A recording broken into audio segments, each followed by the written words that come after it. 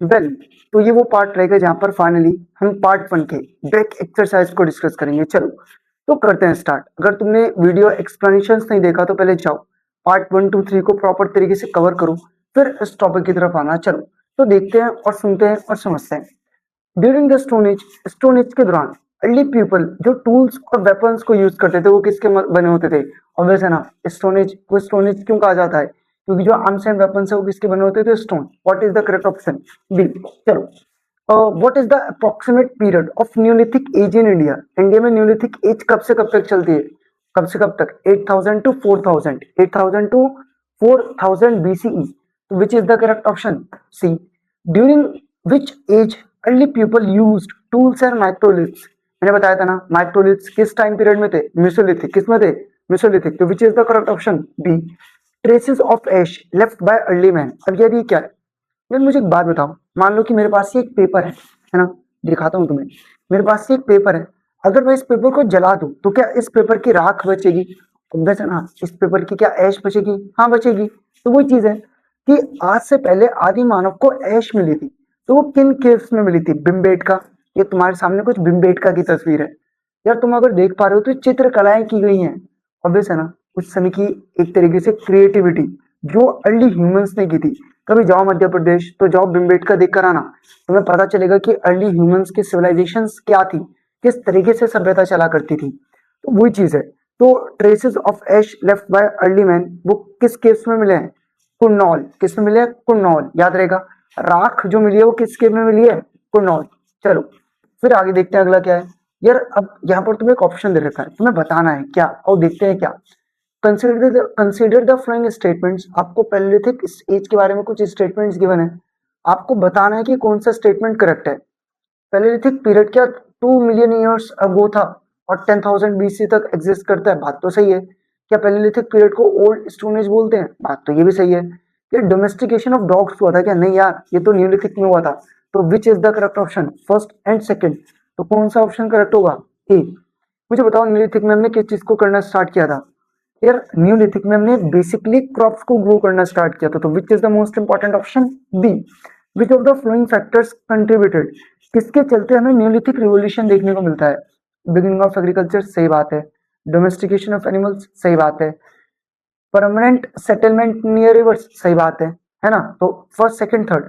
Discovery of fire मैंने तो बताया था, पैलियोलिथिक में हमने डिस्कवर कर लिया था, है ना। चलो तो well which is the correct option? First second and third. तो B is the correct option. Which of the following statements about the Mesolithic period are correct? अब यहाँ कुछ बातें गिवन है और तुम्हें बताने की कौन सी बात सही है। तो मेसोलिथिक पीरियड क्या पैलियोलिथिक और न्यूलिथिक के बीच में एग्जिस्ट करता है? बात तो ये भी सही है कि यहाँ पर टूल्स जो थे वो ब्लेड्स, पॉइंट्स, बोरर्स, स्क्रैपर्स होते थे, माइक्रोलिथ्स। बात ये भी सही है। क्या मेसोलिथिक लोगों ने पोर्ट्रे बनाई थी? नहीं। क्या उन्होंने ग्रेन्स को वेसल्स में स्टोर किया था? नहीं। ये न्यूलिथिक में हुआ था। तो which is the correct option? First and second, option A. चलो fill in the blanks. Palaeolithic period कब स्टार्ट हुआ था? 2.6 मिलियन ईयर्स अगो। फिर मेसोलिथिक पीपल कलेक्टिवली जो टूल्स यूज करते थे उनको क्या बोलते थे? माइक्रोलिथ्स। जो न्यूलिथिक पीरियड आपका स्टार्ट हुआ था वो कब हुआ था? यार अगर मैं तुमसे पूछ लूं the Neolithic period begin around कब? आपका 8000 BCE और कब तक चला? 4000 BCE तक। फर्स्ट, यार यहाँ ना गलती से डोमेस्टिकेट हो गया। फर्स्ट डोमेस्टिकेट किस जानवर को आपने सबसे पहले कैप्चर किया था? Dog. One of the major achievements of neolithic period. यार सबसे मेजर अचीवमेंट क्या था न्यूलिथिक पीरियड का? Invention of wheel. पहिया बना लिया था हम लोगों ने। चलो अब ध्यान से देखते हैं। यार मुझे बताओ, यार ये वैसे डिलीटेड टॉपिक में से आएगा तो नहीं, फिर भी देखते हैं। चिरांद कहाँ पड़ता है? ऑब्वियसली बिहार। चिरांद के बाद अगर मैं बातचीत करता हूँ मेहरगढ़ कहाँ पड़ता है? ऑब्वियसली पाकिस्तान, है ना। मैं बातचीत करता हूँ बुरजाहूम। बुरजाहूम कहाँ पड़ता है? कश्मीर वैली। और महागढ़ कहाँ पड़ता है? उत्तर प्रदेश। क्लियर। चलो आगे चलते हैं, देखते हैं क्या है।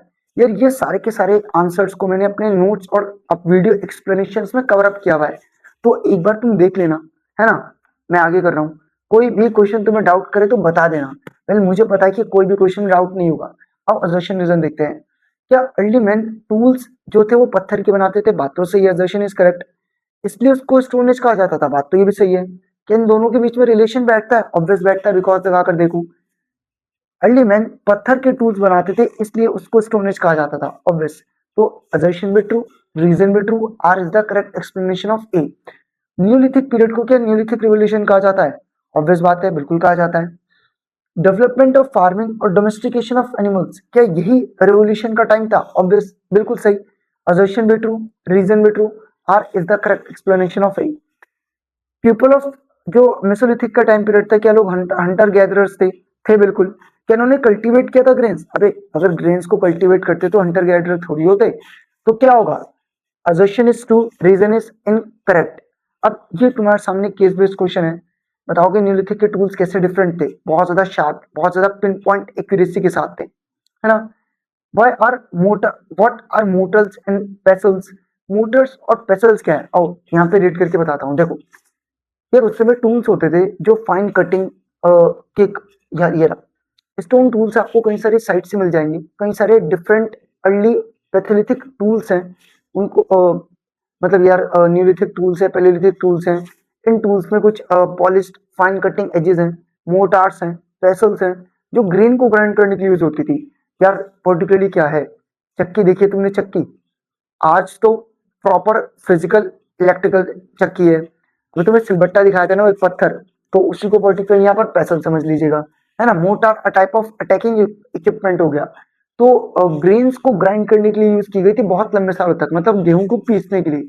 तो वो चीज है यार। यानी एक बार गूगल पर इमेज को सर्च कर लेना, मोटार्स एंड पेसल्स। मैं गलती से एड ऑन करना भूल गया।